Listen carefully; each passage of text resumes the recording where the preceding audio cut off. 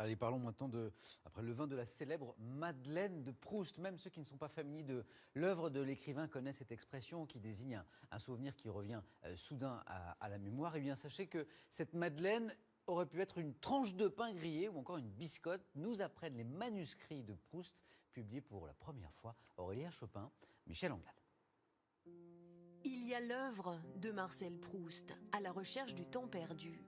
Et le travail de l'écrivain, sa recherche à lui, son labeur intime, ce qu'on découvre dans ses manuscrits. Une mine d'or pour les amoureux de Swann. Quelques pages, le passage des célèbres Petites Madeleines, sont enfin publiés. Il écrit, il hésite, il rature, il rembobine entre guillemets, il repart sur une nouvelle version. Et ça, c'est quelque chose qu'on sent à la fois dans chaque petit cahier Moleskine, lorsqu'on examine l'écriture en détail, et en même temps, on a cette progression à travers les 3 cahiers, où on va voir l'étape et l'évolution de la pensée.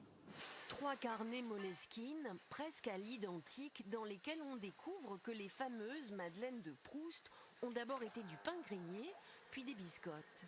C'est à Jean-Paul Enthoven, amoureux de Proust, que nous sommes allés demander pourquoi l'auteur avait finalement choisi cette petite pâtisserie entrée dans l'histoire grâce à lui. S'il finit par Petite Madeleine, c'est d'abord parce que Madeleine est un prénom qu'on retrouve tout le temps chez Proust. C'est Marie-Madeleine, très important Marie-Madeleine. Et surtout, PM, Petite Madeleine, ce sont les initiales de Marcel Proust. Et donc il a eu envie, comme les peintres de vanité hollandais, d'inscrire son nom dans le tableau. Les éditions des Saints-Pères sont les premières à publier une partie des manuscrits de Proust tombés dans le domaine public. 1000 exemplaires numérotés pour commencer qui vont rappeler aux fans de doux souvenirs de lecture et très probablement s'arracher comme des petits pains.